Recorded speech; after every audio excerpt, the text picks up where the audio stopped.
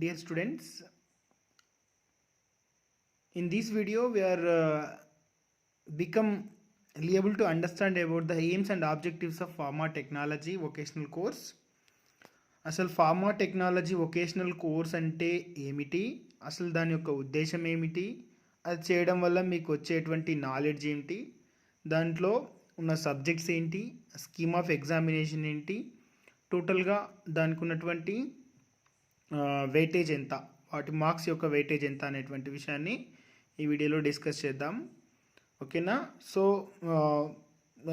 మనం డిస్కస్ చేసే ముందు మీ అందరికీ చిన్న విషయం ఏంటంటే వీడియోని లైక్ చేయండి, మీరంతా కూడా సబ్స్క్రైబ్ చేసుకోండి, దీన్ని నా ఛానల్ని సబ్స్క్రైబ్ చేసుకోండి, మీ ఫ్రెండ్స్తో పాటు షేర్ చేయండి. ఓకేనా? So pharma technology vocational course యొక్క ఆబ్జెక్టివ్ ఏంటంటే handling of equipment and operators. So ఇక్కడ మీరు ఏంటంటే ఈ ఫార్మాస్యూటికల్ ఇండస్ట్రీలో ఉన్నటువంటి ఎక్విప్మెంట్స్ని కానీ, మెషిన్స్ని కానీ, ఆపరేటర్స్ని కానీ, ఇన్స్ట్రుమెంట్స్ని కానీ ఎలా ఆపరేట్ చేయాలి, ఎలా ఆపరేట్ చేస్తారు అనే విషయాన్ని ఈ ఫార్మాస్యూటికల్ టెక్నాలజీలో వొకేషనల్ కోర్సులో మీరు నేర్చుకుంటారు. తర్వాత ఏ విధమైనటువంటి డోసేజ్ ఫామ్స్ ఉంటాయి, అసలు ఆ డోసేజ్ ఫామ్స్ యొక్క ప్రిపరేషన్ ఏంటి, వాటిని ఎలా ప్రిపేర్ చేయాలి, ఎవరికి ఏ డోసేజ్ ఫామ్ అనేది సూటబుల్ అవుతుంది. డోసేజ్ ఫామ్ అంటే చెప్పాను కదా, ఒక యూనిట్ డోసేజ్ ఫామ్ మనకు ట్యాబ్లెట్స్ అవ్వనివ్వండి, క్యాప్సూల్స్ అవ్వనివ్వండి, సిరప్స్ అవ్వనివ్వండి, ట్రాన్స్ఫ్యూషన్ ఫ్లూయిడ్స్ అవ్వనివ్వండి, ఇంజెక్షన్స్ అవ్వనివ్వండి, లేదంటే సపోజిటరీసు, పెసారీసు, లొజెంజెస్, గమ్స్, పెప్పర్మెంట్స్, ఆల్ ఇవన్నీ కూడా మనకు డోసేజ్ ఫామ్స్కి లెక్కలోకి వస్తాయి. సో ఈ డోసేజ్ ఫామ్స్ గురించి నేను ఇంతకుముందు ప్రీవియస్ వీడియోలో డోసేజ్ ఫామ్ క్లాసిఫికేషను, దాని డెఫినేషన్ పెట్టాను. మీరు అందరూ ఇంకెవరైనా డోసేజ్ ఫామ్ అంటే తెలియని వాళ్ళు ఉంటే దాంట్లో చూడొచ్చు. వీడియో లింక్ అనేటువంటివి అక్కడ ఉన్నాయి, ఆ ప్లేలిస్ట్ పెట్టాను, ఆ ప్లేలిస్ట్లోకి వెళ్ళి చూడండి. ఓకేనా? సో నెక్స్ట్ ఏంటంటే అసలు ఈ మనం డోసేజ్ ఫామ్స్ని ప్రిపేర్ చేస్తాం కదా, చేసినవి అసలు కరెక్ట్గా క్వాలిటీ ఎంత ఉన్నాయి, వాటిని క్వాలిటేటివ్ అనాలిసిస్ చేయాలి. సో అలాంటి క్వాలిటేటివ్ అనలైటికల్ టెక్నిక్స్ని కూడా మీరు ఫార్మాస్యూటికల్ టెక్నాలజీలో నేర్చుకుంటారు.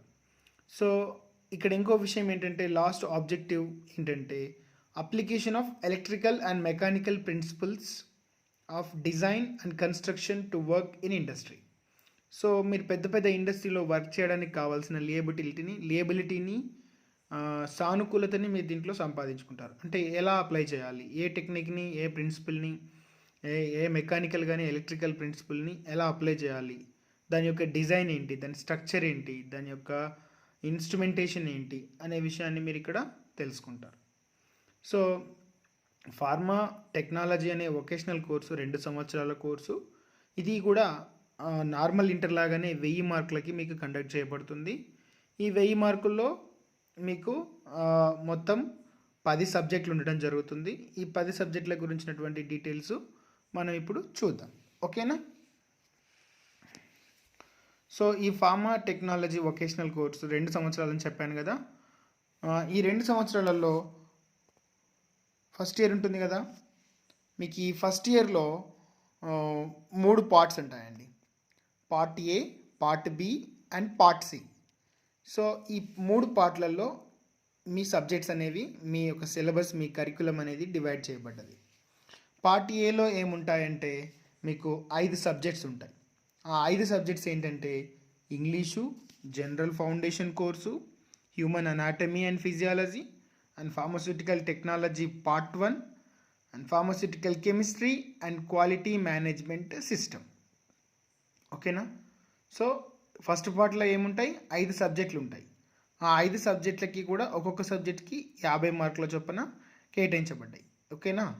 5 సబ్జెక్టులకి ఒక్కొక్క సబ్జెక్ట్కి 50 మార్కుల చొప్పున అంటే ఎంత అవుతుంది, 250 మార్కులు ఇక్కడ మీకు కంప్లీట్ అవుతుంది. మన అదేవిధంగా పార్ట్ బి ఉంది చూసారా, part below human anatomy practical session అనమాట. ఈ పార్ట్ బిలో మీరు నేర్చుకునేది ఏంటంటే ప్రాక్టికల్. ఈ పార్ట్ ఏలో మీరు చూసింది ఏంటంటే థియరటికల్ సబ్జెక్ట్స్, మీకు థియరీ సబ్జెక్ట్స్ ఏమున్నాయి అనేవి. సో ఇక్కడ ఇవి ల్యాబ్స్ అన్నమాట, ప్రాక్టికల్స్ లేదా ల్యాబొరేటరీస్ అని అంటాం.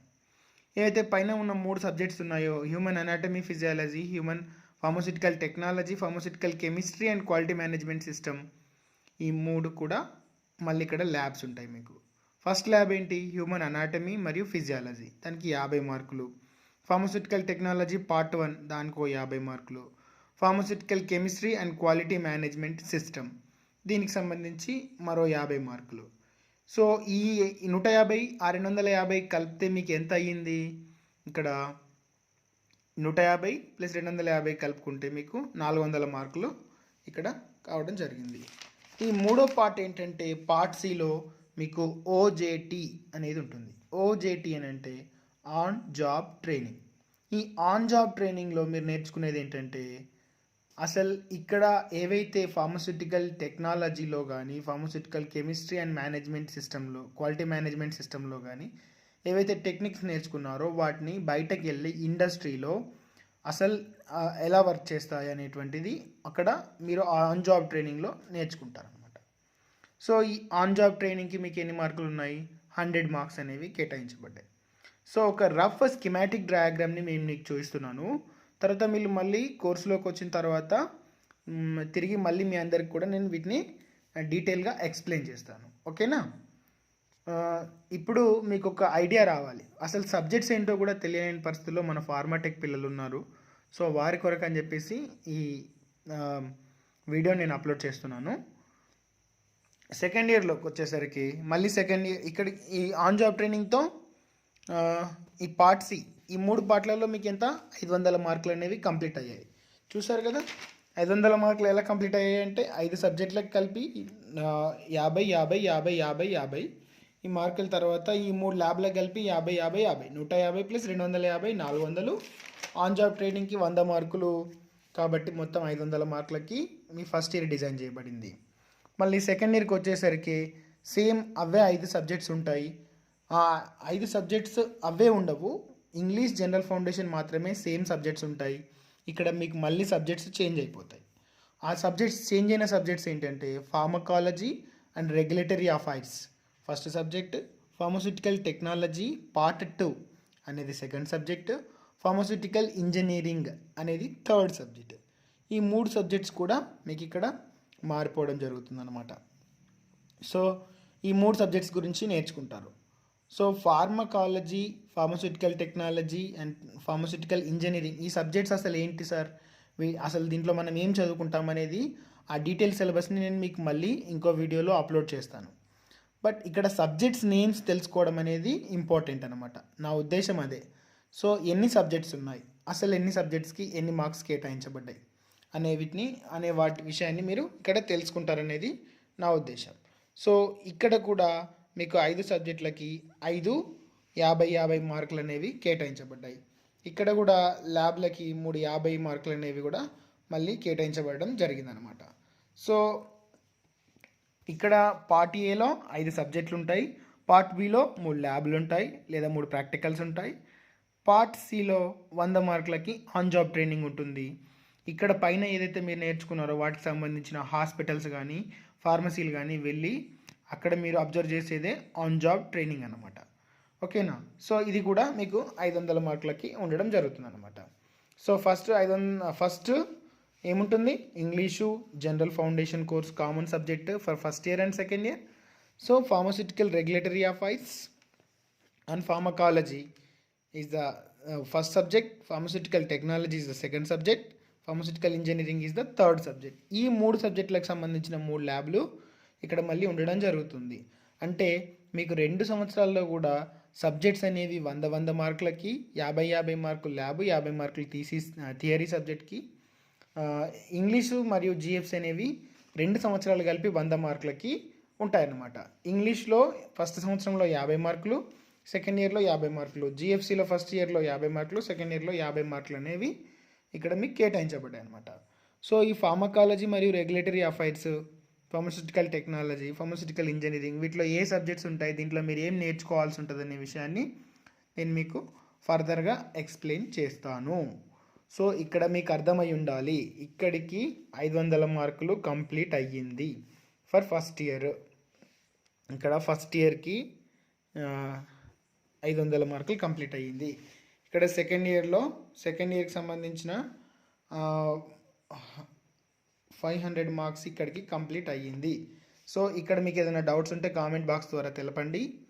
మీకు ఇంకేమైనా డౌట్స్ ఉన్నా కామెంట్ సెక్షన్లో మీరు క్లారిఫై చేసుకోవచ్చు, లేదంటే నాకు డైరెక్ట్గా కాల్ చేయొచ్చు.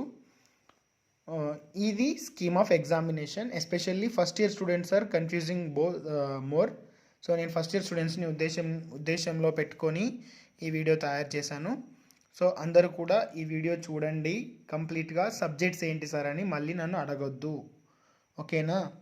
మీకు అందరికీ నేను ఈ వీడియో చెప్పేది ఏంటంటే, నాకు పని లేక కాదు, నేను పని లేక చెప్పట్లేదు ఈ వీడియో. మీరు సబ్జెక్ట్స్ ఏమున్నాయి, ఫార్మా టెక్నాలజీ అనేది కొత్త కోర్స్ అని మీకు తెలుసు. ఇది స్కోప్ ఉన్న కోర్సు. మీరు ఇక్కడ ఒక బీ ఫార్మసీలో ఉన్నంత సిలబస్ని ఇక్కడ నేర్చుకుంటున్నారని గుర్తుపెట్టుకోండి. సో ఇప్పుడే మీరు వొకేషనల్లోకి ఎంటర్ అయిపోయినారు. వృత్తి విద్యా కోర్సులలో మీరు పర్ఫెక్ట్గా ఉండాలి, స్పీడ్గా ఉండాలి.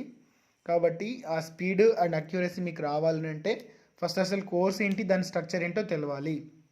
మొత్తం కోర్సు 1000 మార్కులకి, ఫస్ట్ ఇయర్ 500 మార్కులకి, సెకండ్ ఇయర్ 500 మార్కులకి డిజైన్ చేయబడ్డదని చెప్పాను. ఫస్ట్ ఇయర్లో 2 లాంగ్వేజ్లు 3 సబ్జెక్టులు, సెకండ్ ఇయర్లో 2 లాంగ్వేజ్లు 3 సబ్జెక్టులు 3 ల్యాబ్లు, ఫస్ట్ ఇయర్లో కూడా 3 ల్యాబ్లు ఉండడం జరుగుతుంది. సో ఈ ల్యాబ్లు అనేవి మ్యాండేటరీ, ఓకేనా? సబ్జెక్ట్కి ఎన్ని మార్కులు ఉన్నాయో ల్యాబ్కి ఎన్ని మార్కులు ఉన్నాయి చూడండి. ఇక్కడ ల్యాబ్కి ఎంత ఇంపార్టెన్స్ ఇచ్చారో.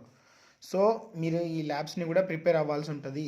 ఇక్కడ చదువుకున్నది ల్యాబ్లో చేస్తారు, ల్యాబ్లో చేసింది మళ్ళీ మీరు ఓజేటీలో బయటకు వెళ్ళి కూడా మీరు అబ్జర్వ్ చేయడం జరుగుతుంది. సో ఫస్ట్ ఇయర్ మరియు సెకండ్ ఇయర్ కలిపి ఆన్ జాబ్ ట్రైనింగ్కి మీకు 200 మార్కులు కేటాయించబడ్డాయి. సో మొత్తం మార్క్స్ అనేవి మన దగ్గరనే ఉన్నాయి. సో అందరూ కూడా అబ్జర్వ్ చేయండి, వీడియో చూడండి. ఇంకేదైనా డౌట్స్ ఉంటే కామెంట్ సెక్షన్లో తెలపండి, లేదంటే నాకు వాట్సాప్ మెసేజ్ చేయండి. సో కంప్లీట్గా మీరు అవగాహన ఏర్పరచుకోండి. నేను ఈ 3 సబ్జెక్ట్స్ డీల్ చేస్తున్నాను కాబట్టి ఈ 3 సబ్జెక్ట్స్ ఫార్మా వాళ్ళు డీల్ చేస్తాం కాబట్టి మీకు ఎక్కడైనా డౌట్స్ ఉంటే మాకు క్లారిఫై చేసుకోండి, ఓకేనా? సో ల్యాబ్లు అనేవి మనం ఆన్లైన్లో కండక్ట్ చేయలేం కాబట్టి ల్యాబ్లకు సంబంధించినటువంటివి మనం తర్వాత చేసుకుందాం. ఇప్పుడైతే ఆన్లైన్లో అందరు క్లాసెస్ వినండి, రెగ్యులర్గా జూమ్ మీటింగ్ షెడ్యూల్స్ అటెండ్ అవ్వండి.